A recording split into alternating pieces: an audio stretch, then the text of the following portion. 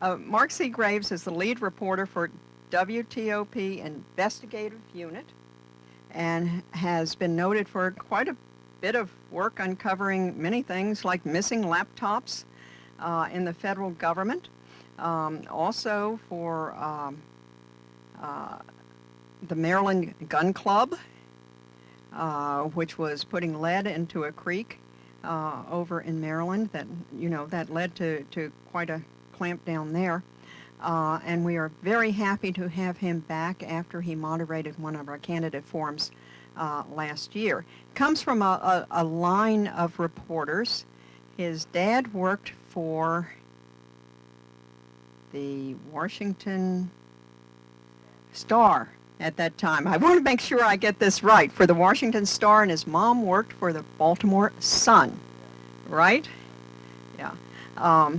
And I've been in this area long enough to remember some of these older newspapers.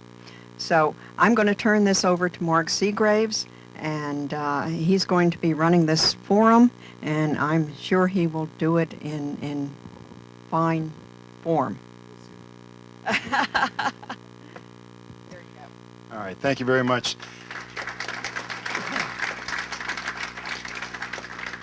I am Mark Segraves from WTOP 103.5 FM on your dial all the way down to the right. We have some new competition in the 90s, so we don't need to get lost down there. Also the host of DC 50's News Talk every Friday morning at 7:30. Set your TiVos for that. I appreciate it. I live in Washington, D.C., where we are now having special elections just about every 6 months now. So welcome to our world. I want to just go over, first let's thank the Prince William Committee of 100 for organizing this event. They always put on a great forum. Just quickly on the ground rules, somewhere down here we have a timekeeper. Oh, somewhere over there, way back there in the middle. So he'll let you know what is green, my 2 minutes, okay? 1 minute. And if we get to the red one, you're going to start making, I will introduce the candidates. Each candidate will get 3 minutes to give an opening statement. You can hold your applause until the end of the evening. There'll be questions. Each person will get 2 minutes to answer those questions. And then at the end of the round of questioning, there will be time for closing statements. I was going to say closing arguments. I spent too much time in court.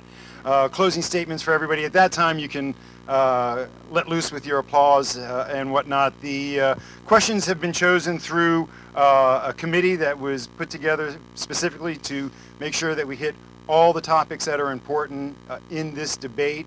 And so without further ado, I will introduce the candidates. I hope everybody's sitting in the right place because this is the order that I have. Lori Bauckman-Moore, here to my left, I guess from your left to your right. Stanley Bender, Lillie Jessie, and Michael Wooten. And we appreciate them all being here. We will start, was there an order in which we're going? We are going to start we're going to start down here because this is just easy for me to remember with opening statements, and don't forget about our timekeeper midway, Ms. Bauckman-Moore. Go right ahead. And you all have how many oh, everybody's got a microphone. Oh, sweet. Excellent. Have at it. You stay there, you walk around, you stand up. The mic should be on. Give me one of these.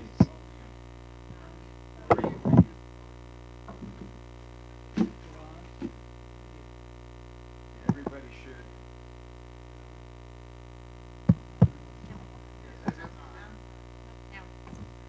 Now? Yes, sir. Well, good evening, and first of all, I'd like to thank everybody for spending the evening with us instead of spending it. Sure, every single one of you had something else that you would like to do, but we do appreciate you taking the time to come listen to us, so I want to thank you first and foremost. Hi, I'm Lori Bauckman-Moore, but at Woodbridge Little League, I'm called Coach. At Old Bridge Elementary School, you can call me the Ketchup Queen. At the Potomac National Stadium, you can call me Mama Moore, for being a host mom and taking care of players that come into Prince William County to pursue their baseball dreams, and they need people to drive them around. I am their driver. Can I borrow $20 till payday? I need a lift to the Potomac National Stadium at 6:30 tomorrow morning. And oh, by the way, the bus will drop me back off at midnight. At church, you may call me the Sunbeam Teacher. At Woodbridge High School football game, you can call me the Booster Club 50-50 raffle lady and bring me a winning ticket, please, lady. Dr. Niles' office, you can call me the nice blonde lady that adjusts the kids' braces. In school, I was called Smarty Pants for my good grades and how I loved school. My mother called me Pumpkin. Hence, on my table, there is a pumpkin filled with Smarty candies. For your enjoyment, please pick one up on the way out.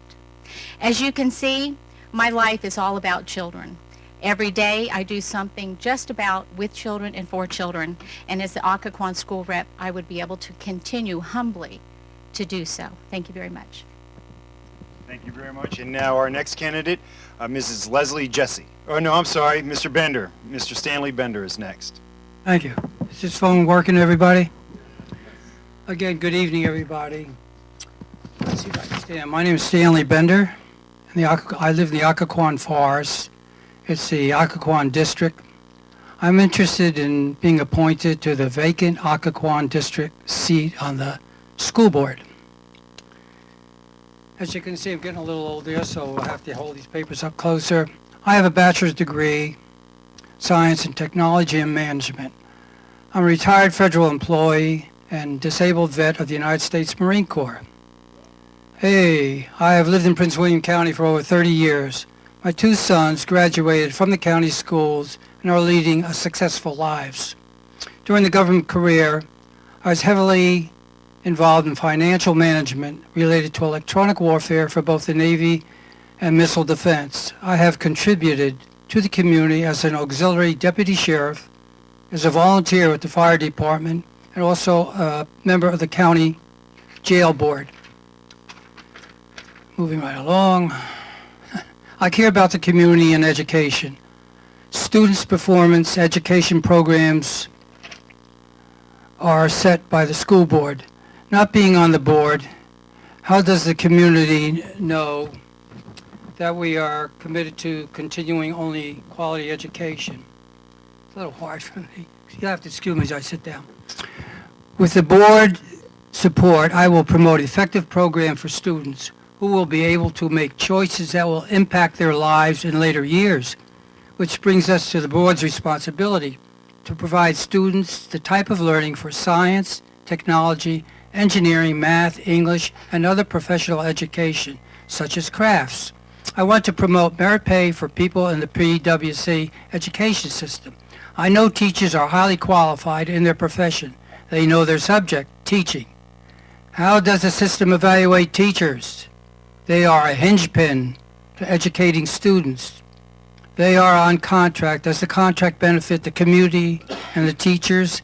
Factors to decide a beneficial contract for teachers must continually be updated to stay with the current infrastructure. I want to thank you for your time, and I'm looking forward to being appointed and elected to this position. Thank you. Thank you, Mr. Bender. Our next candidate now is Mrs. Lillie G. Jessie. Good evening. First of all, I want to thank the committee for allowing us to share our thoughts about education this evening. Can you hear me? Okay, thank you. First of all, my husband and I have been in this county since 1970. We have two beautiful daughters. Both graduated from Prince William County schools. And I have been in the county for 35 years. I have had a wonderful, wonderful, marvelous career. I often say that I could do this job without pay, but my husband says no. He wants me to be paid. I think that the biggest thing for me is that I've had an opportunity to work with children from all backgrounds, all demographics, from special education students to gifted students. So I come with that experience, and I think that's the experience I would bring to the school board. For me, it's about creating high performance. I'm known for saying, let's make the main thing the main thing. And for me, it's all about learning. It's not necessarily about teaching. It's really about student learning. There are some issues that I'd like to cover during if elected, and those issues include the following. One, I'd like to be a voice and an ear for teachers. Number two, a rigorous curriculum. I think it's important that as we are approaching the 21st century, that we have a challenging curriculum. Number 3, I would also like to look at the collaboration of teachers and making sure that teachers are empowered, and the salary issue also. And creating a college-bound curriculum. Creating a college-bound curriculum is important as part of the state initiative. It's always been a part of my initiative as a principal. In fact, for the last 5 years, my 5th graders have all of my 5th graders have attended Virginia Tech, because I think that the way to make a movement in our educational system is to start very early. And I would like to end by saying that for teachers, this salary situation is something that I'm concerned about, but I'm also concerned about the new law from No Child Left Behind, where we're looking at using performance as a part of their evaluation, student performance. And I think for me it's all about what I like to call equity and excellence when we're looking at the whole educational situation. Thank you, Mrs. Jessie. And now our 4th candidate is Dr. Michael Wooten. Thank you, Mark. Thank you, members of the Prince William Committee of 100 and fellow citizens for coming out tonight. Thank you for hosting us. I'd like to begin just by introducing myself as the other 3 candidates did. I'm Mike Wooten. I am currently the school board member for the Occoquan District. Like the other 3, the 4 of us will introduce ourselves, tell you a little bit about ourselves, and hopefully give you a good perspective on what our vision is for the future. Now, make no mistake about it, this election is not about any one of us. It is about that vision for the future. Now, as elected officials, you should expect that we are going to focus on the future for liberty in this county, the future for prosperity. The way we do that on the school board is to focus on one thing, and I can give it to you in 2 words: student success. Now, we need to look at the problems of the school system as school board members strategically. And I'm going to offer a strategic framework for you to evaluate our answers by tonight. I call it the iron triangle. And that iron triangle is made of 3 elements. That triangle having 3 legs, the first leg being teacher compensation, or better yet, what is that value proposition that we give to those professionals that are so important to student learning? The second leg of that triangle is school or classroom environment.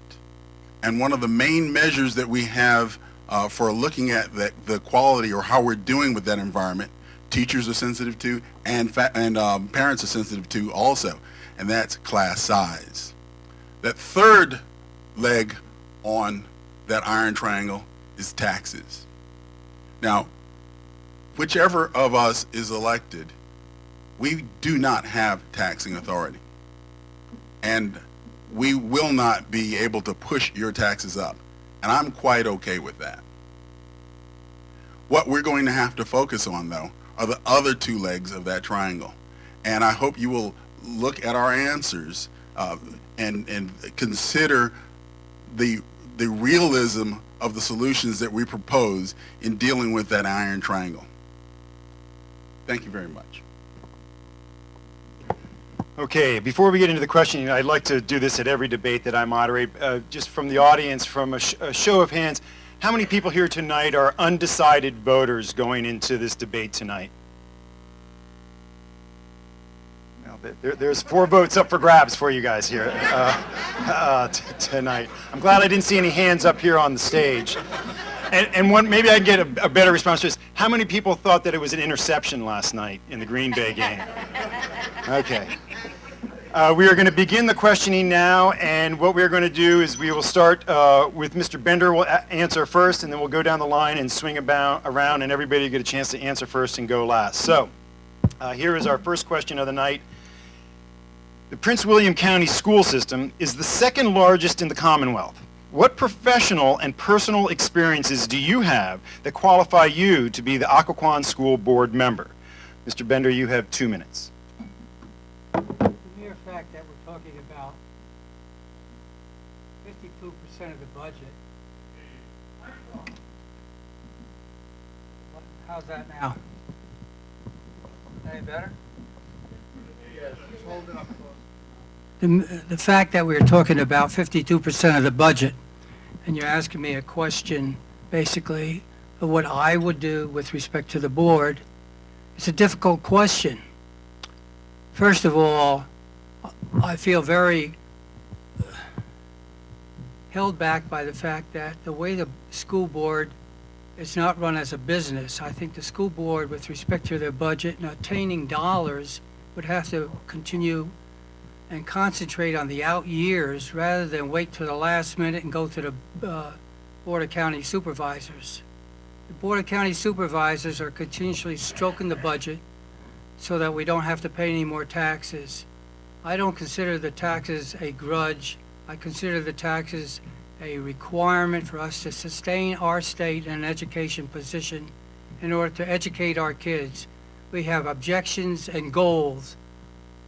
Let me repeat that we have objectives and goals. The objective is to get the students up to the point where they can graduate and continue a life pursuant to whatever they have graduated in. So with that, I'll leave the next question to the next person. Thank you. And just so if the candidates do all use their microphones, not just for the people here, but we also have a webcast that is dependent on the microphones getting the audio out to people who can't be here tonight. And so now we go to Mrs. Jessie about your qualifications for the school board position. Well, first of all, I've been in this county for 35 years. I have worked at central office. I have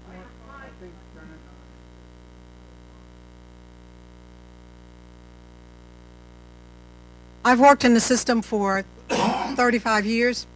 I have been a central office supervisor. I have been a principal. I've been an assistant principal. I've been a teacher. And during that period of time, I've worked with various populations. So it is a very transient, highly mobile county. And so I've worked in a school where I've had them coming and going. I have front-end transiency and I have back-end transiency. I've worked with military students and I've worked with Pentagon students and I've worked in stable situations. And in each situation, I've dealt with high enrollment. I've dealt with classrooms that were not at the size or capacity to hold the students. I also come with a background in working with students from various disabilities. I've worked with gifted students, as I said earlier, and I've just worked with a variety of students. The other part of that makes me I think one of the best candidates for this position is that I have been very successful at high performance. I have worked with, and when I say high performance, I mean that I have been able to see students perform at high levels, and I've been able to see teachers perform at high levels. The only reason you get high performance, to be honest with you, is that you have great teachers. And I have been able to do that through creating a collaborative culture. Of course, in my resume, you see that I've had an award-winning school, and that school was based on 3 principles. One, learning, not just were children introduced to a subject, did they learn it? Results, when we look at the new jargon is evidence-based learning, I'm always looking for evidence and creating a collaborative culture. I believe that the only way we can teach all the curriculum areas is to have what in a PLC, a professional learning community, is called interdependence. So I've worked with budget, I've worked with teachers, I've worked with parents from all backgrounds, and I've worked in a highly transient situation. It's not going to be what I'm going to do, it's going to be about what I've already done. That's time. And Dr. Wooten.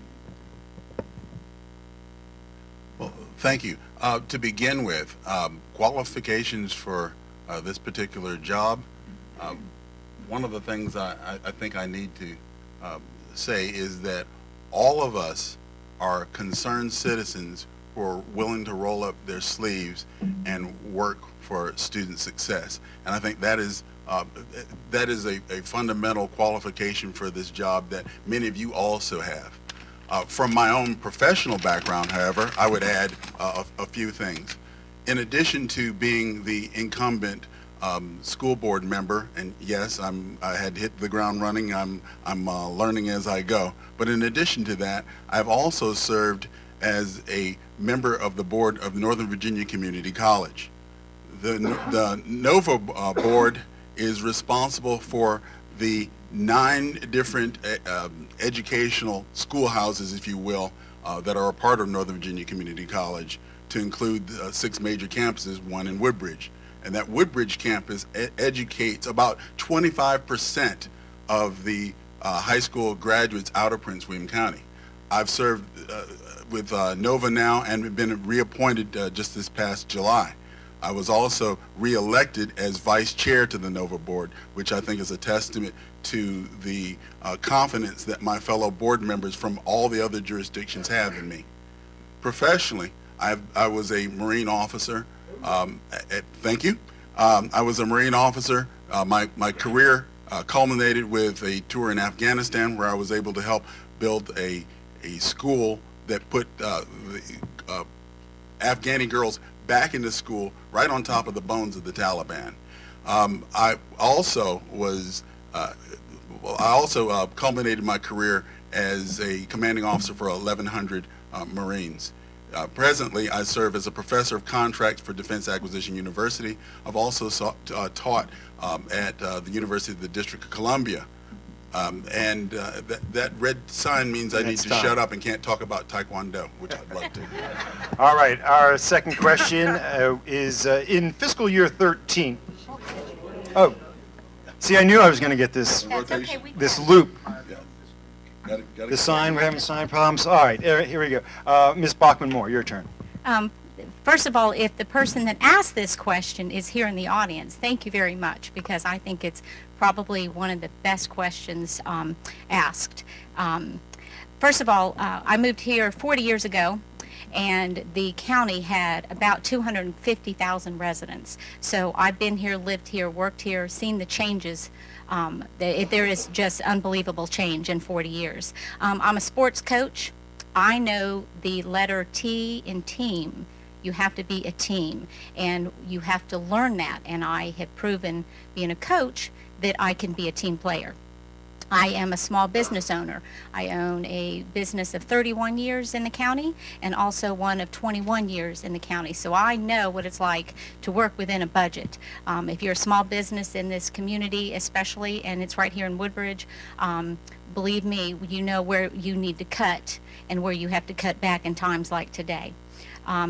I'm on the Library Foundation Board, so of course learning and reading are very, very important to me. I see a couple board members here, and I want to thank you for coming, because you too also feel that reading is very important. We make it a point to do fundraisers to make sure that Summer Quest reading and things like that are available for the children during summer when school is out. I'm also was 4.5 years on the Park Authority Board, so I know what it's like to have to work with the school board, with the Planning Commission and the Board of County Supervisors to get things done. You all have to be a partner to work together, and I've proven in a number of issues that I can do that. I am married and have 5 children, and believe me, I think that says it all right there. Thank you very much. Okay, now our second question. In fiscal year 13, the approved operating budget is about $861 million. The ground was just broken on the Nokesville K-8 school, serving about 940 students, 300 of which are middle school students, or a fourth of standard middle school, at a cost of $28.4 million. The Kelly Leadership Center cost about $35 million. According to the Washington Area Board of Education September 2011 report, Prince William has the lowest spending per pupil in the region at $9,852. The question for each of you is, are the spending priorities correct? And we will start with Mrs. Jessie. The spending priorities really depends on what's happening at the time of the budget. First of all of the budgets are handled in a site-based management style. In other words, principals handle budget. There's this huge budget that has to do with physical plant and other items, but that's not handled by principals. And teacher-pupil ratio really is determined by the principal at the building level. He or she gets a budget. 95% of that budget is for personnel, and that goes back to central. Teacher-pupil ratio has a lot to do with not just the actual budget, but the actual physical plant. So when we talk about physical plant, that's really important that we have adequate space and adequate building and for facilities for students, because sometimes teacher-pupil ratio has nothing to do with the number of teachers. You can have a number of teachers but not have the space. So what happens then is that you end up putting two teachers in a room, and I've lived with that whole situation of that, working with cramped conditions and moving people around to create the kind of learning environment we need. Money by itself does not ensure learning.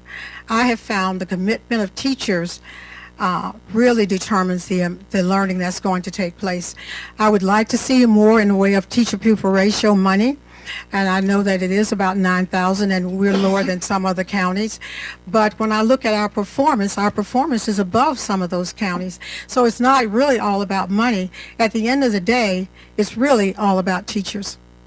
And thank you, Dr. Wooten.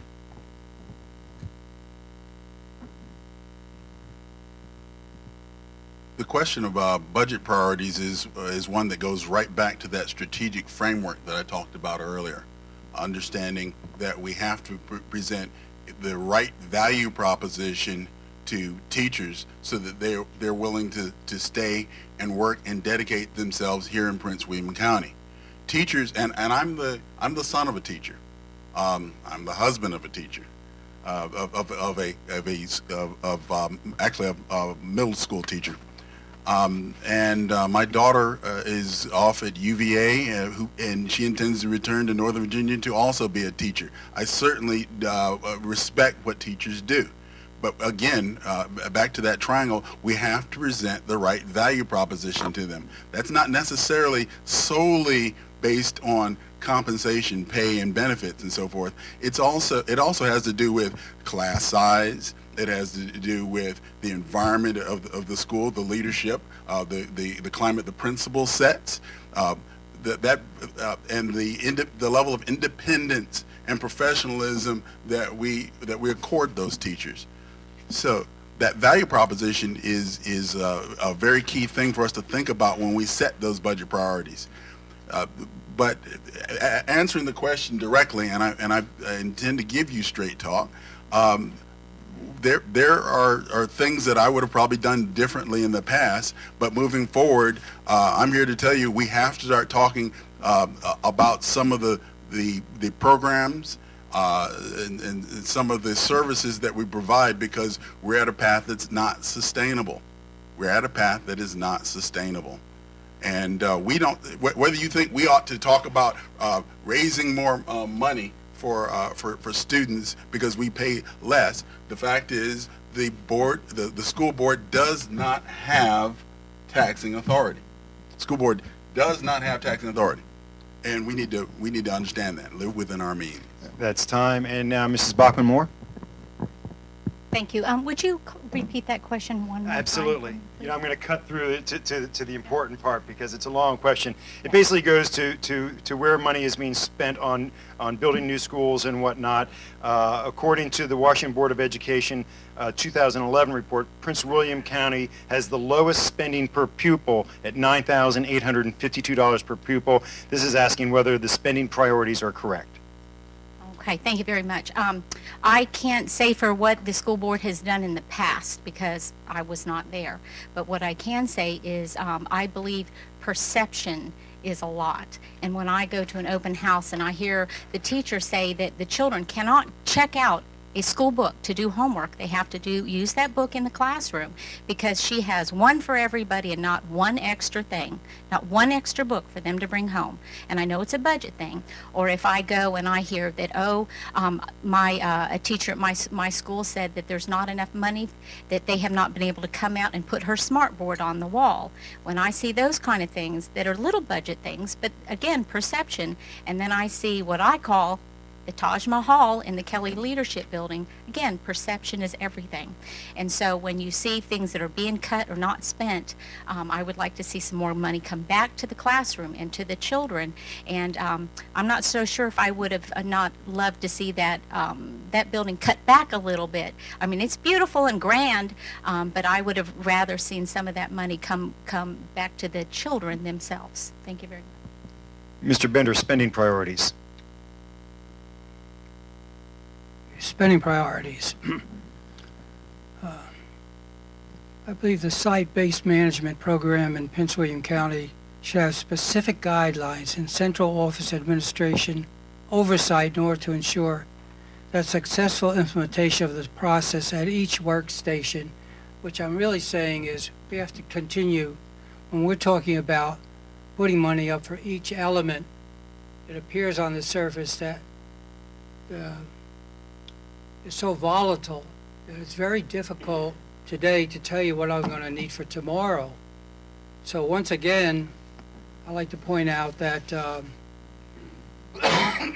when we talk about the money, we continually base it on two people, the BOC and the Prince William County Board, County Supervisor and the School Board. However, the final decision rests only with the school board. They don't have a contract except with the teachers. They don't have a contract with anybody else. As a business, we have to continue to process that budget at least 2 years ahead of time. We have to have a committee associated with that budget so that the committee understands what the community really wants to sustain that budget. My time is up for now. Thank you for your time. Thank you. And now we go to the third question. I didn't miss anybody, right? I want to make sure that I'm keeping on track here. According to the September 2011 Washington Area Boards of Education report, our students rank 6 out of 10 jurisdictions. Only Alexandria, Manassas Park, and Prince George's rank lower. Arlington, Fairfax, and Loudoun counties students scored at least 102 points higher than Prince William students, with the highest scoring 164 points higher. Question for each of you: what would you do to address this situation, and is the motto "world-class schools" still fit? We begin with Dr. Wooten. Well, thank you for that. There are a couple of things that I see you looking in my direction, but the mic is on, right? Okay, good. Yeah, there are a couple of things that we need to consider. First off, the competition that we have here is keen. We need to and can do better than 6 out of 10. But I think to put things in perspective, we also need to understand where we are nationally. Again, that's no excuse. I'm not saying we should settle for 6th place. But the other thing I think we ought to look at too, which concerns me more, a perspective I've gained as a member of the NOVA board, is we have a certain set of measures that we're holding teachers accountable for, and then the students graduate from high school, and then they're not ready for college. And one of the more meaningful discussions that we've been having, I mean, because I said they're not ready for college, I need to be clear. 3/4 are not ready for NOVA. 3/4 are not ready for NOVA. But we can't beat the schools over the head, the principals over the head. They're marching toward the standards that we set for them, SOLs, etc. One of the things that we have to think about before we do too much hand-wringing about not meeting the standards is making sure that we have the right standards. Now, at our schools, I'm sorry, is that coming up or are you scratching? Okay. In our schools, we have I'll yield. I lost my train of thought when I saw that red flag Mrs. Bauckman-Moore. there. It should. And again, would you please go through that one more time? I was intensely listening to Mr. Wooten. Sure. It makes the point that Prince William County Schools rank 6 out of 10 counties as far as test scores and performance, with some schools doing much, much better. The question is, how would you address this situation, and does the motto world-class schools still apply? We have a world-class school. That's why so many people are moving here to Prince William County.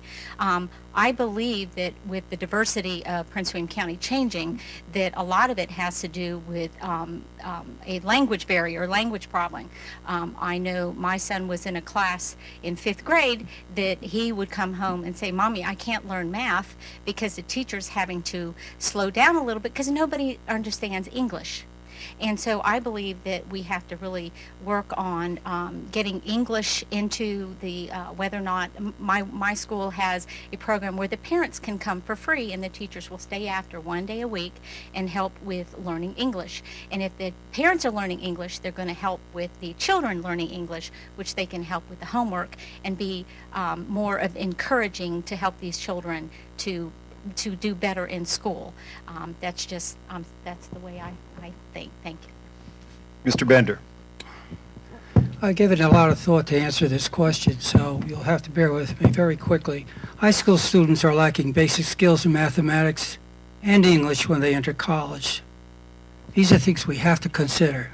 Students need only activities in sports, but also in student clubs such as science, aviation, robotics, boating, culinary arts, and etc.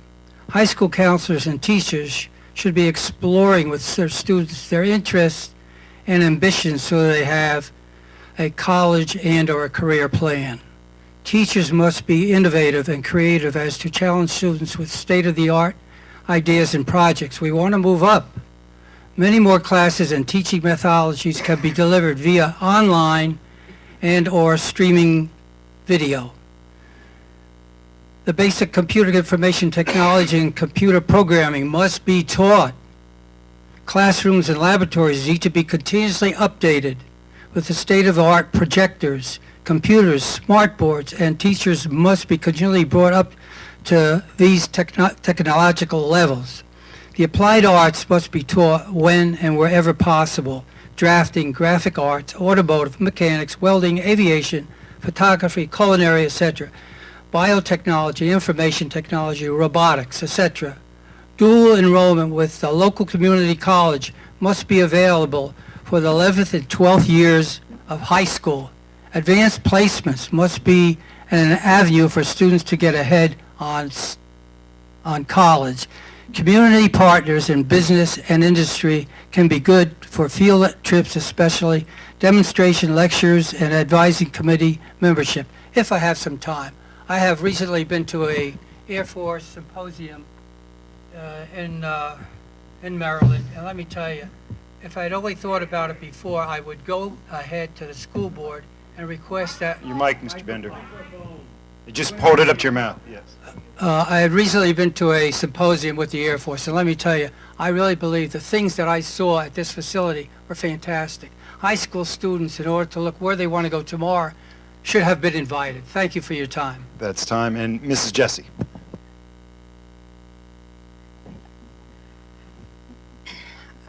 I really wish I had more than 2 minutes to discuss this, but I really don't, so I'll try to summarize it as best as I know.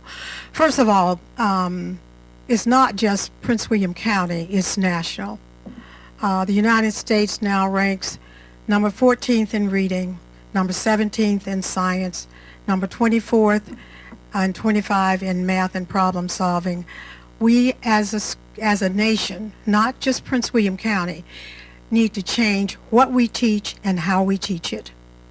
We need to really move away from filling in blanks and create an atmosphere of higher level thinking. Teachers, on the other hand, are being asked to move towards a different structure with SOLs. There are too many objectives for them to teach. The only way they can teach it is in a collaborative culture. The research does not support merit pay, although we're engaging in merit pay. The research says that we work better when we work in a collaborative fashion where there's interdependence and people work on, when you've got 20, the research right now, we know that in order for teachers to teach everything they need to teach, we would have to have a K-22 curriculum instead of K-12. It's just too much to teach. And are there ways of doing this? Yes. There are things called power standards, ways of working together to teach all those objectives. The other thing is starting early. I'm on the board at Virginia Tech, the Board of Education there. And they have not just a STEM lab, which is science, technology, engineering, math. They have a STEAM lab where we're looking at integrating the arts and math and pulling it. We need to create situations where kids have opportunities to think, process, and respond. So it's not just Prince William County. In fact, today the SATs came out, and Prince William is holding its place. We're a little bit behind, but nationally That's time. we're behind. And because of time, we're running late. I think I'm going to call an audible and move to 1-minute answers. Is that okay with our hosts here? So we'll have 1 minute for the answers so we can get to a few more lightning round. And we like to, yes. So our next question here, so our timekeeper's on one, right on. Very good, sir. Our high schools and a few middle schools are unique to traditional school systems by offering different programs, yet we continue to send students to Thomas Jefferson for their STEM program. According to U.S. News & World Report, our best high school in 2010, Potomac, ranked about 286, whereas Thomas Jefferson was number 2. The question for the candidates, would you continue sending students to Thomas Jefferson? And please touch on your overall philosophy regarding education in the Prince William County school system. And this question goes first to Mrs. Bauckman-Moore. Thank you for the question. I have a son that is in a specialty program. We looked into sending him to that school. It was not for him. Of anybody I know, I only have one friend that has their child sent there. Every children is unique. I think we need to look into different traditional schools, whether or not it be welding, whether or not it be masonry. I think that we're missing the boat on sending children that might not want to go there. Jobs are in automotive repair. They're in plumbing. They're everywhere. And I don't mind that a lot of the children go there, but all my friends and family, that's not where they send their children. We stay right here in Prince William County. My son is in the engineering program, and thank goodness to a wonderful program there. He's decided, as of last week, that he will be a civil engineer, which again, with Fort Belvoir and Quantico right here, I think he has a pretty good chance of getting a job right here. Mr. Bender. Would you repeat that question again? Yes, this has to do with specialty programs, particularly students being sent to Thomas Jefferson for their STEM program. Would you continue to have students go to Thomas Jefferson and touch a little bit on your overall philosophy with regard to education in the Prince William County school system? Well, I don't know, but I'm a graduate engineer, and I don't see anything wrong with going, oh, I'm sorry. Like all engineers can't get their act together. I have no qualms about going to another school. The question I have is, I've always said this before, the board and the community must, sorry about that, the board and the community must set the assessment as to what's better for the student. As I said in the early assessment I made with you people, there are objectives and there are goals. And the goal is to graduate a person in order for him to live a decent life. Now, if he has to go to, he wants to be a technician or technical assessment and has to go to Thomas Jefferson, the question I have, if we have the money in this county, I see no reason why we can't be as astute as any other county in the country. There's no reason for us to continually fall behind. You've heard these stories 100 times. It's up to the community to go to that school board, because the school board, the director, he has the business. He has the number of majority functions and a very small staff. His members must draw heavily. That's time, sir. Mrs. Jessie. Thank you.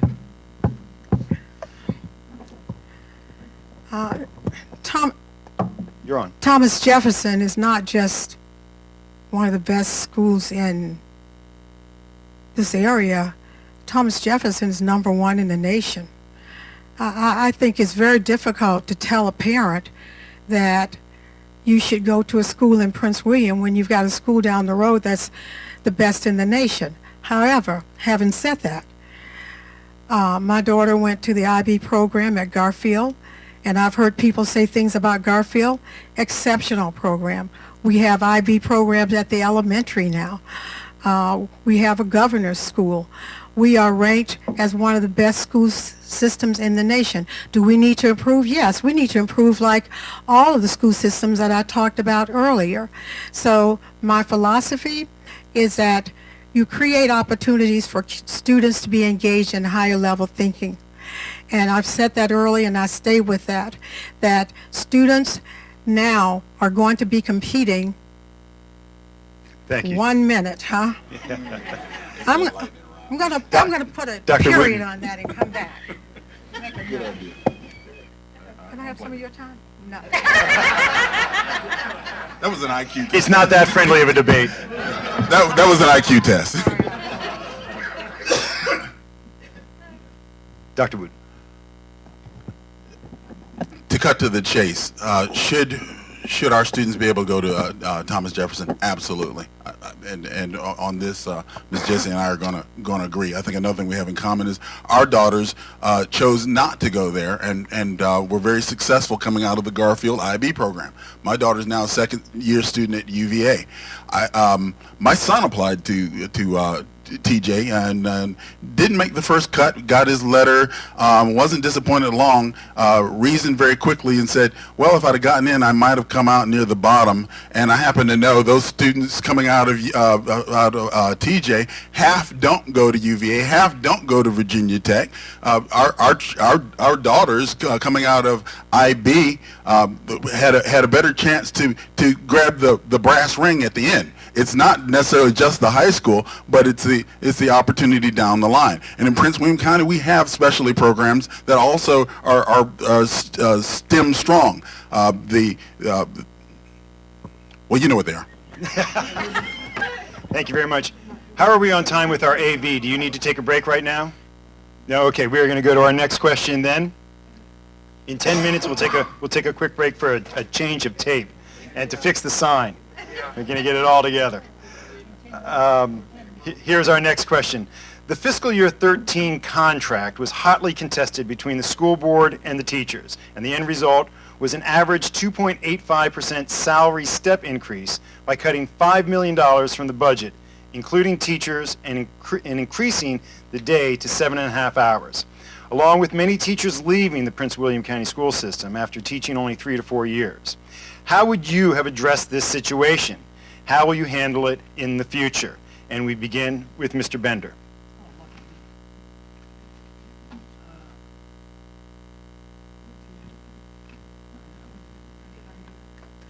I'm sorry, could you repeat that question one more time? Save myself some time. Absolutely. This has to do with the contract negotiations with the teachers last year and the final resolution, and the question being this is causing, or some see this is causing teachers to leave the school system. How would you have handled this when this first came up, and how will you handle it going forward? Well, contracts provide stability to student learning environment and continuing on the teacher's practices. Again, while this may be a laudable goal, the reality of evolving requirements may prevent implementation. Class size is in large part driven by budget, also impact on the number of teachers needed. This annual contract may be the best that can be achieved. I don't think we want to go through what we just went through that we watched in the national news. So I would say basically the vision for the county to assess with the teachers, I'm not looking forward to another contribution where teachers are going to go on strike, et cetera, et cetera. So as I said earlier, there's no such thing as one person has a monopoly. The monopoly belongs to all of us, which means we must have I feel, a committee that is associated with the school board to associate and assess what type of contracts meet the community's requirements. Anybody can write a contract. We can only possibly write a yearly contract based on what I just said. The volatile assessment of students in the schools and how many students are in schools, what we want to do to these schools, how can you possibly put a contract together for the teachers and the community and assess a dollar value on it outside 1 year? I don't believe many companies that have contracts with people sustain it over a year because we don't know what's going to happen in the out fiscal year. Thank you for your time. Mrs. Jessie.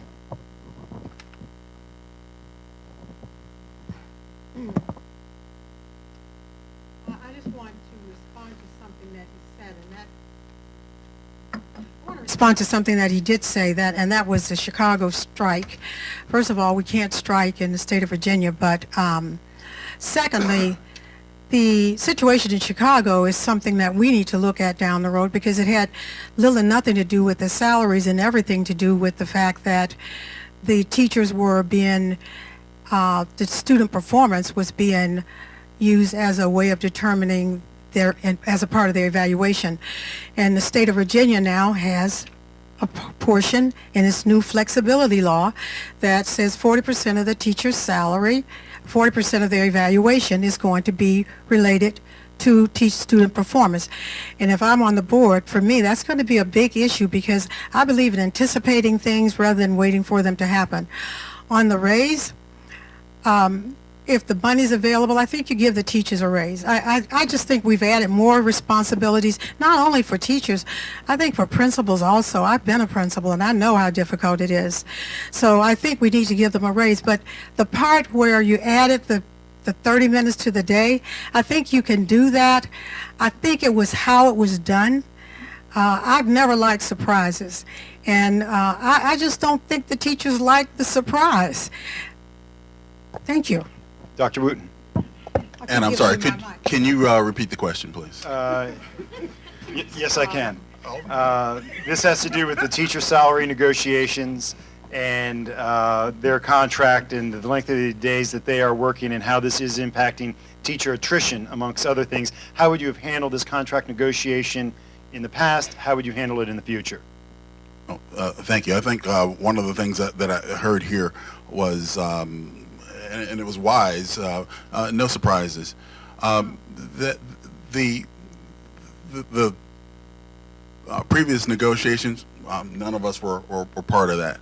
When I look out in the audience and I see the chairman and the president of PWEA, they're both great gentlemen, professionals, get along, and I'm confident that moving forward, we'll have a better dealing as we start as two important stakeholders sit down to determine what that value proposition is going to be for teachers. I think another wise thing that I've heard is it is not just about teacher pay. It is about the way we treat and respect teachers. It is about the professionalism that we accord to them. It is about the environment.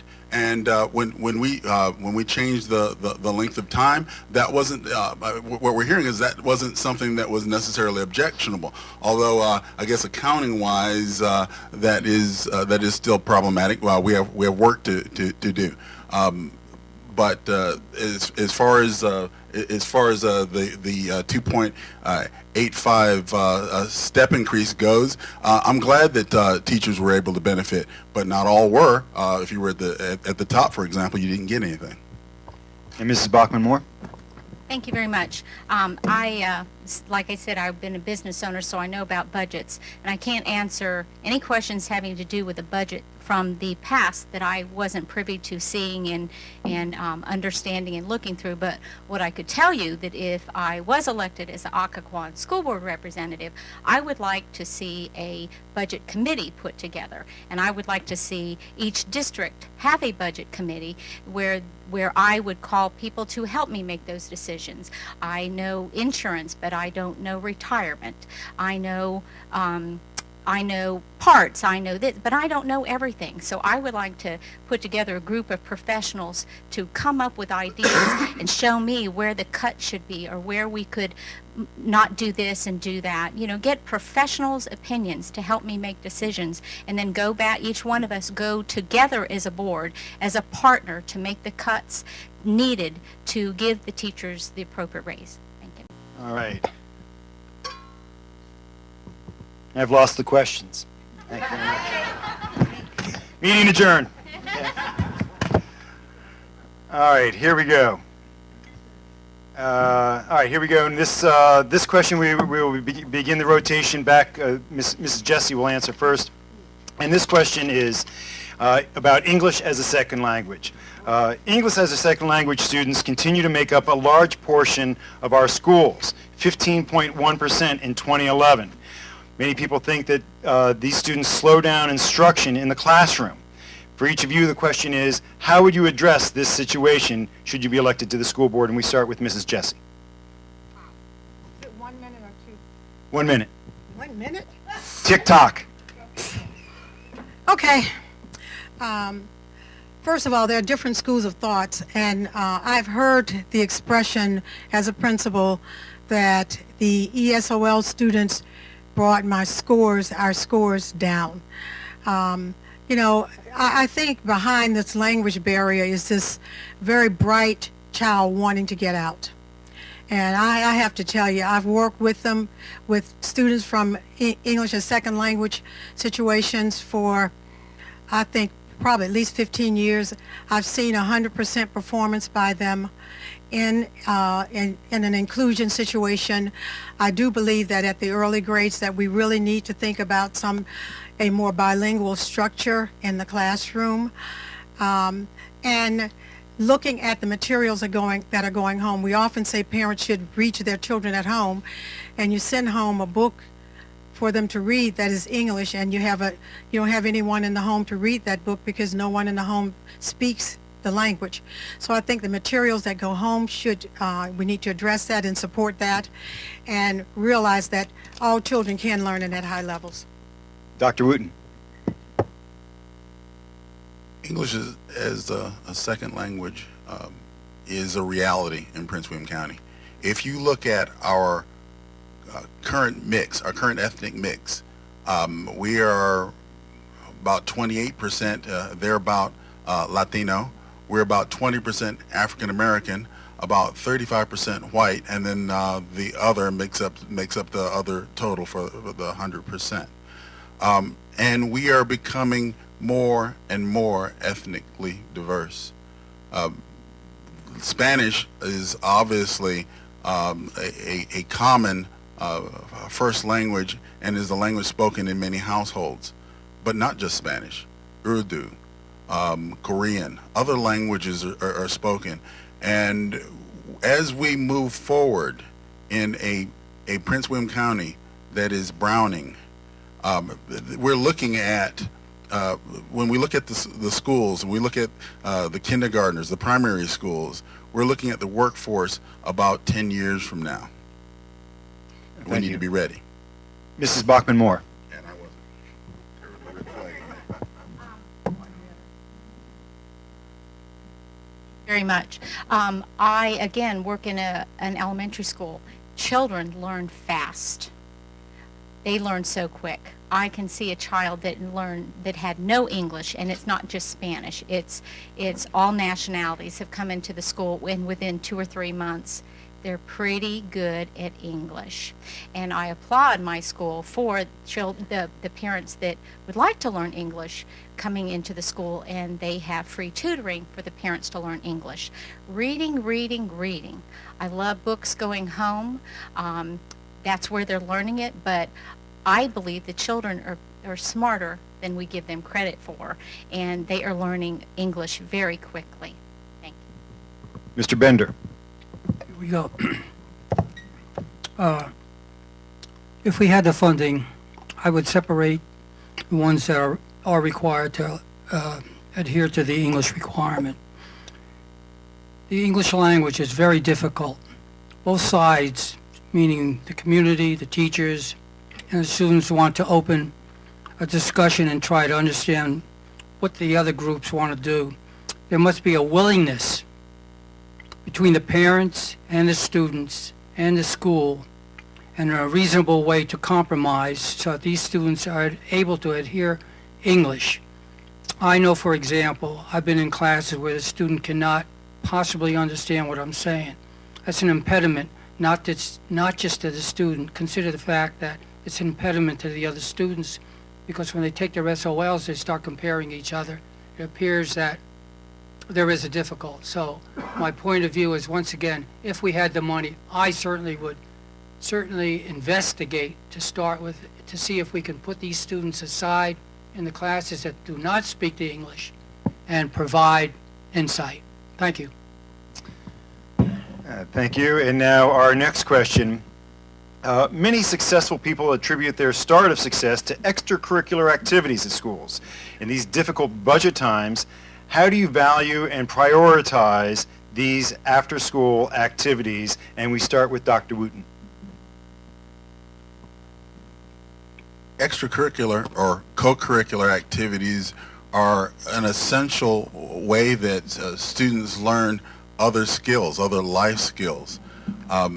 But these are services, programs that I told you I would be candid, that we have to look at as we look at what's affordable. One of the things that is a challenge is that in Prince William County we have buses that run students home after school, and then for specialty programs, and then also for extracurricular activities. So we have a significant transportation cost to support the co-curricular activities.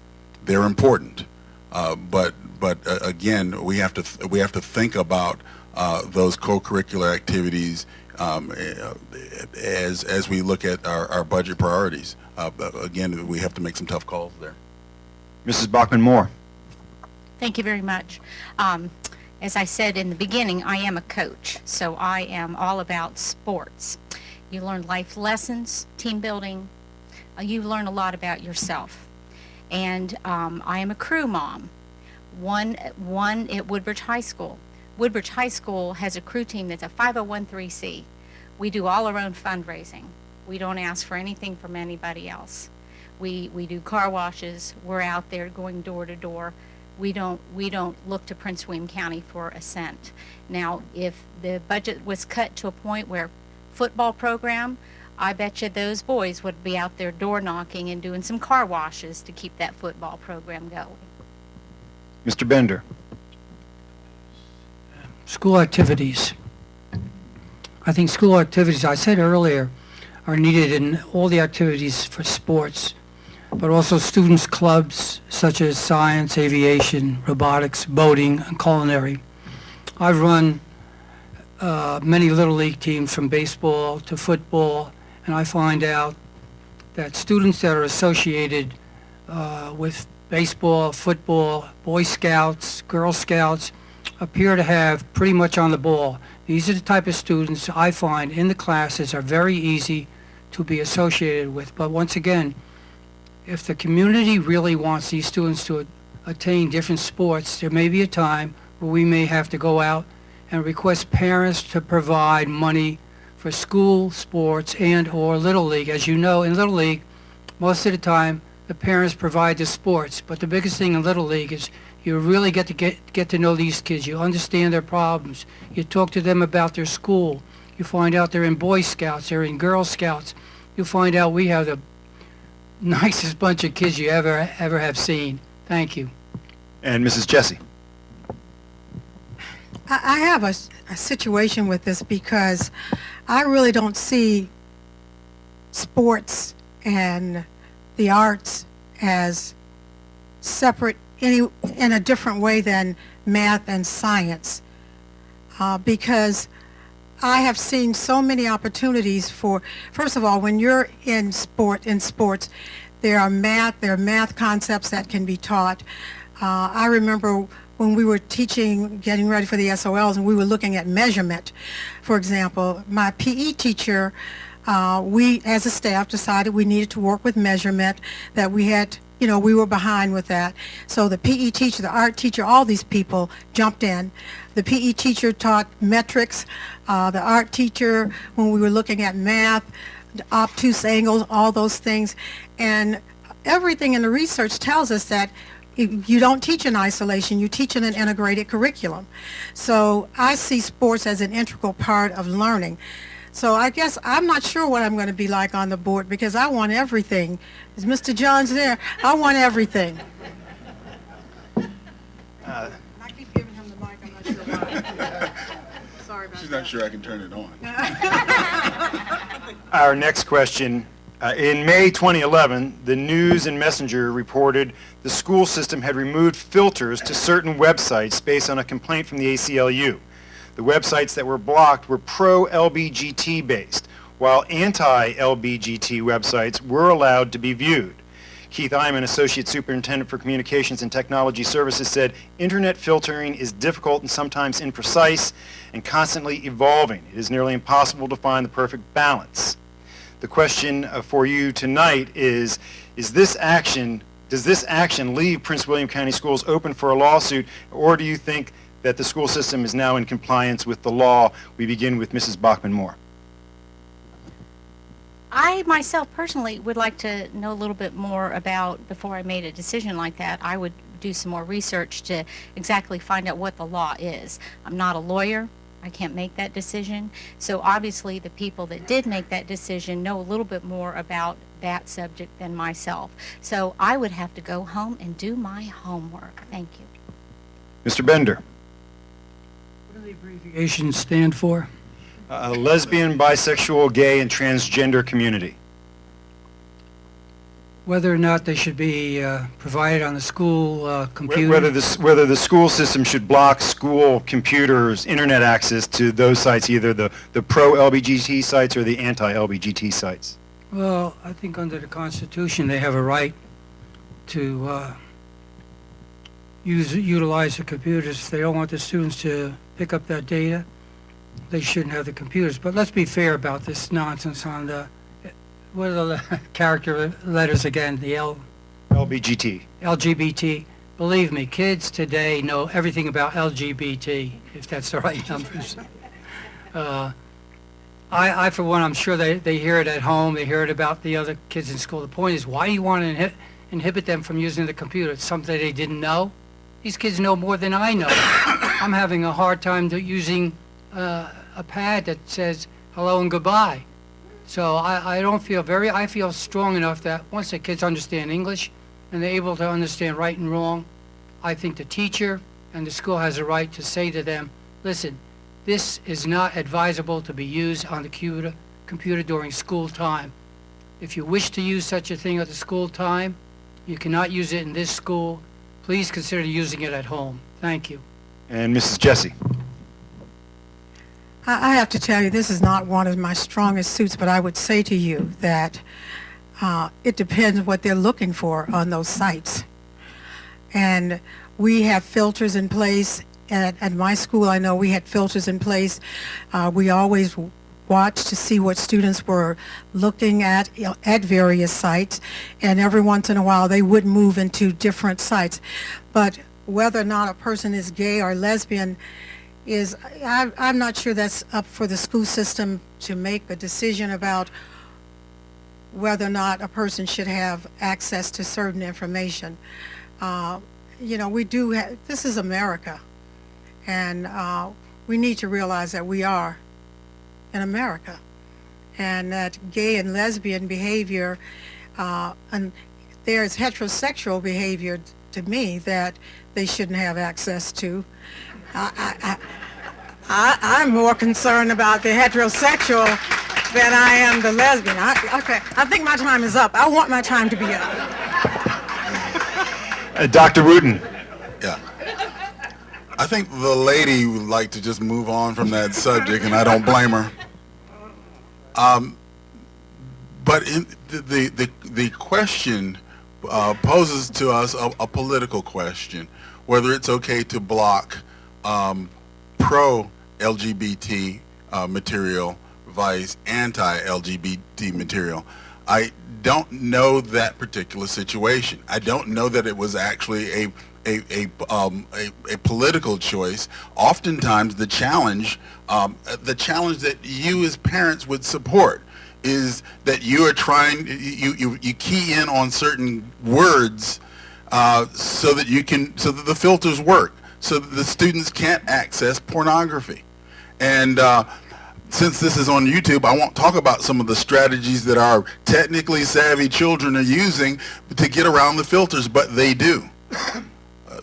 But I don't know that this was an issue of choosing political sides as much as it is trying to safeguard our children from objectionable material, be it lesbian, bisexual, gay, transgendered, or straight. We're just about out of time. We're going to move into the closing statements, but before we do, I may have mentioned that I work for WTOP Radio 103.5 FM on your dial, and I host the Ask the Governor show, amongst other things, 10 a.m. with Governor McDonnell. Comes in every month, flies up from Richmond, and when he was on yesterday. Excellent show. Thank you. I'm sorry, sir. Again, your name? And I told him I was doing this debate, and he immediately said that he wanted to pose a question to the candidates. So this question comes to you directly from Governor McDonnell. And his question for each of you is, what is your stance on charter schools and school choice for parents in Virginia? And we will start with Mr. Bender. Well, I don't know too much about charter schools. With a microphone, please, sir. Oops, here we go. I don't know too much about charter schools. You hear a lot about them. People say, oh, they're no good. They are good. I have friends that have had students, their own children, in charter schools. Fabulous. Kids do everything, come out very well. One of the things you find when you talk to these people, and I've talked to a lot of them that have children in charter schools, is I got a real tongue lashing one day about charter schools, how good they are, and how bad the Prince William County schools are. But the point is, these people, charter schools or no charter schools, they forget they're still paying taxes. I have no qualms about charter schools being implemented by the county. There is no reason not to have them. Has anybody in this audience put up their hands, had a comment to say charter schools are bad? I know 5 families. I'm associated with one right now where I work. And she has 3 girls and 2 boys, and they're very good. I know a family that had 2 girls in charter schools. Everything came out fine. They all graduated. They all have certificates. So again, I want you and the audience to consider, I think charter schools, in my opinion, we are not paying for them. Thank you. Mrs. Jessie. Well, first of all, charter schools are public schools. And at this point, Prince William doesn't have a problem because I think the public schools are really great schools, and so we don't have that many requests. But I think if we do have requests, basically the board has regulations and policies in place that those schools would have to share the mission and vision for Prince William County. And I'm pretty sure I'm correct about that. The research on charter school varies. The research in the District of Columbia says that charter schools are better because they're compared them to the public schools in D.C. Nationally, it's back and forth, but generally, most charter schools do not students do not perform higher than students in public schools. But I think the whole idea of giving parents choice is another question. It's almost like the Thomas Jefferson question that we had, that sometimes I think parents do need to have choice. But I have to tell you, I'm an advocate for public schools. That's just who I am. I just think we're doing a great job. Dr. Wooten. I'm for charter schools, for school choice, and would probably be as aggressive as anybody here in supporting that. But make no mistake about it, I would support a broad range of school choice from a point of pride in Prince William County schools, basically saying, bring it on. We're good. And you bring in even vouchers, and the parents will continue to make the choice to stay in Prince William County schools. TJ is a charter school. My children, my daughters, I don't go there. I prefer the specialty program, the school choice arrangement we have in Prince William County. I think by and large, parents in Prince William County will make that choice. So I say, as far as school choice goes, bring it on. I'd like to see it. I want parents to have a broad range of choices. I think that's essential as we look at dealing with the mix, the population mix that perhaps our schools won't adequately serve. And Mrs. Bauckman-Moore. Isn't it wonderful to live in Prince William County in the year 2012 and have choices? Right now, we have 4 wonderful candidates up here. Everybody has a choice on who they're going to vote for. I wake up every morning to choices. I'm all about being able to pick what's best for my family. All right, that will conclude the questions. We are now going to move to our closing statements from each of the candidates. Each candidate will get 5 minutes to talk. We would like you to all hold your applause until the very end. Since we started at this end with opening statements, we will start down at the far end with Dr. Wooten. Ladies and gentlemen, thanks for coming out this evening. There is generally a nucleus of the very concerned, very involved, motivated electorate, and I'm sure that we have a critical mass of that from Occoquan in this room. So thank you. It was a pleasure to be able to discuss our various views and give you an opportunity to evaluate the way we would tackle some of the challenges in Prince William County schools. Hopefully you considered from time to time that iron triangle that I talked about, looking at, again, teacher compensation, or better yet, that value proposition that we give to our teachers to motivate them to stay in Prince William County schools, looking at the classroom structure, and particularly looking at the class size. And then lastly, that budget constraint that we have, because again, we do not have taxing authority as school board members, so we have to live within our means.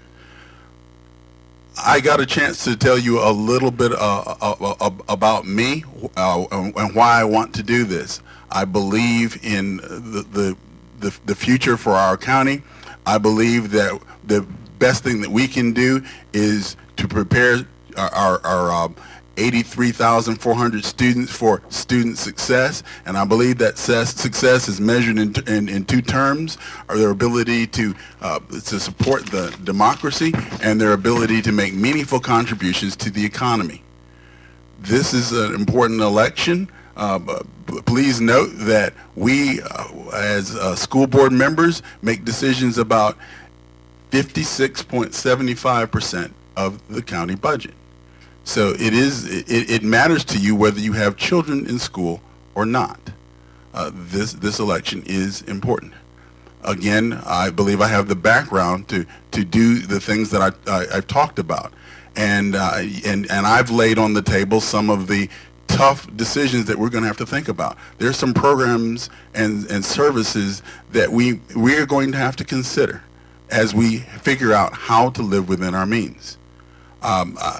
Recently, I was privileged as a lifelong learner to complete a doctorate in education from the University of Pennsylvania.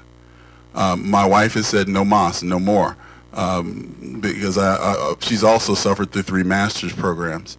But I am willing to eat my own dog food. I talk about the importance of education, and I'm willing to spend the time educating myself. My last 2 degrees are in education. My day job pays me to do the work of education, and I'm also on the Nova School Board, rather the Northern Virginia Community College Board. That tells you something. That's where I've dedicated my life and energy. Early on, as we've all stumbled against time constraints, I got a chance to kind of mention a passion of mine, and that's a Taekwondo program that we've been running here in Prince William County for a good part of 14 years. That's an exciting thing that we get to do. And that's one of the many ways, and this particular one is co-curricular, but one of the many ways that you get to see the excitement in the child's eyes when they can meet success. For me, there's not a magic moment that is any more precious than when I have a 5-year-old trembling in front of a master instructor who's holding a board and tells him, break it. and when they punch it or kick it and it snaps and you see the light in their eyes. And I know that's the special light that teachers see in the classroom. So that's why I'm drawn to this. That's why I feel called to do this. I yield the balance of my time to the gentle lady and gentle. I'm just kidding. I'm done. Mrs. Jessie. Mrs. Jessie. Okay, am I next? Okay. Well, first of all, I want to thank you for the opportunity for sharing. And who are those 4 votes out there who are, did you raise your hand?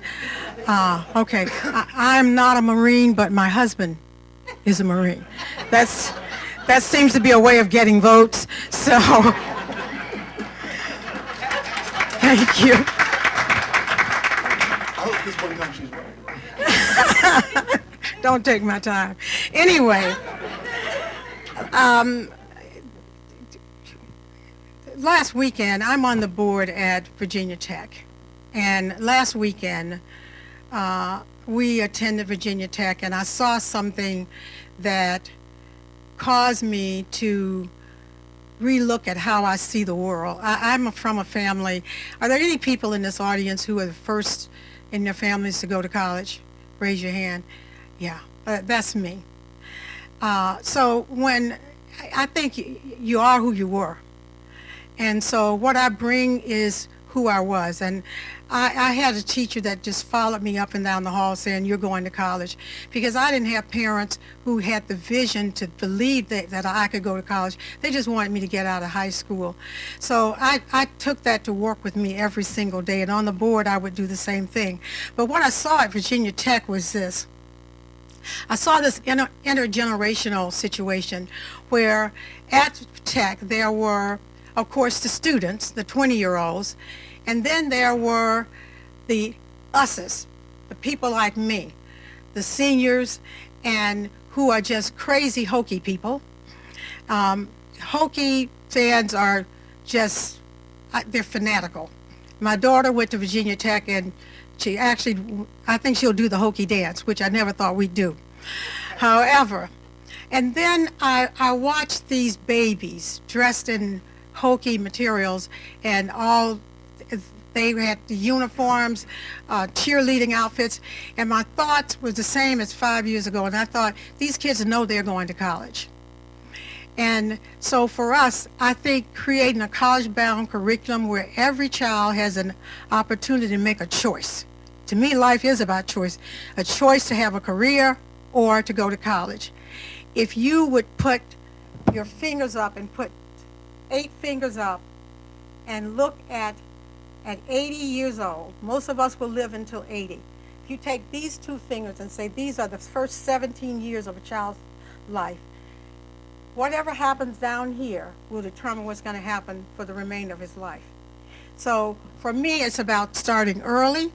You start at kindergarten, and I've been talking to some people. He's in the audience, and I think it's Phil. Is it Phil in the audience? Okay. We were talking about preschool. We need to develop a preschool program in this county. We need to get them early because our economy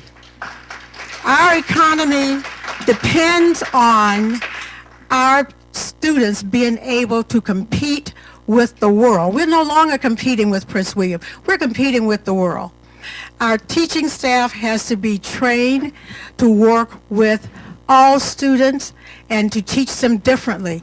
The jobs our kids are going to have not been invented yet. You know, you got a new cell. Did you get the new, phone? It was within 1 year you get another phone. The world is moving faster. So I don't know about this, we are overspending. I haven't heard that principals are overspending because I never overspent my budget. And so I'm not sure why the board feels that we need to cut budget. I'm sure if I get on, they'll tell me. But the biggest investment we can make as a nation is in our kids and in our schools, because we will not be able to compete as a nation if we don't educate our children. And for those of you who are seniors like me, when we go to that nursing home, we want literate people there. So with that, I close. Thank you. Mr. Bender. Like everybody else, good evening again. Glad to see you all came. I know who you're going to vote for. It's me, nobody else. In the meantime, okay, Lily. It's been a pleasure to sit before this group. I've been long time ago, I used to sit at the Naval Postgraduate School and talk to pilots. Let me tell you, you guys are easy to work with. One thing, I've been on this campaign by myself, and it's tough. I'm going to leave you with a few things I found. The school system must have collective bargaining when required. No one party has a monopoly on intelligence and wisdom. There is no democracy with compromise. How to get more funding or live with less, one must choose. No one gets everything they want. The school board sets priorities. Can the community live with them? Is the budget assessed by having a group of citizens that may be appointed to interface with the budget staff? If the school system does not get the budget straight to support what the community needs to educate the children, the system will drown. Who and where our basic budget requirements are reviewed. With knowledge of what is changing in the out years, the budget continues and must be processed early in the out years. There are objectives and goals, as I said earlier. Has anyone here seen what these elements are? Will they get the students to graduation? God knows. An article I took out of the Washington Post, a list of President Obama's education measures. If I have enough time, I'd like to read them. Evaluate teachers based in part on students' test scores. Get rid of teachers with weak ratings. Reward teachers with strong evaluations. Expand public charter schools. Raise academic standards to help prepare students for college or careers. Schools across the country should follow consistent academic standards. And what I mean by that, if they're doing it in California, let the kids here in Virginia know the same test. States should use data to link students' performance to specific teachers and track achievements over time. That's a lot of time and a lot of money required. States should follow specific models to turn around schools to the bottom 5%, from the bottom 5%. Today there is $500 billion spent in this country annually for elementary and high school education. I, as a taxpayer, have no idea where and what, if any, Prince William County receives any. I'm sure they do. I'm sure if I had the time to dig into it, I would find it. So if you people would consider the few remarks that I made, it's a long, difficult road from here to the school board, and the school system itself has such a volatile. Tomorrow's students are today. So we must think about, as I just said, tomorrow's students. Thank you for your time. And Mrs. Bauckman-Moore. Okay, I know everybody's sitting there going, oh, geez, one more speech, so I'll make it short. First of all, I want to thank all the other three candidates. I have never seen so many passionate people about one subject all my life. And a number of years ago when I moved, I found out that my senior English teacher lived four doors down from me. And every time I see that gentleman, I thank him for everything he taught me. Now, if I could find my old government teacher, I'd sure thank him too. Everything that they taught me, I still remember. And I leave you with that thought, that if you do ever run across one of your teachers, please thank them.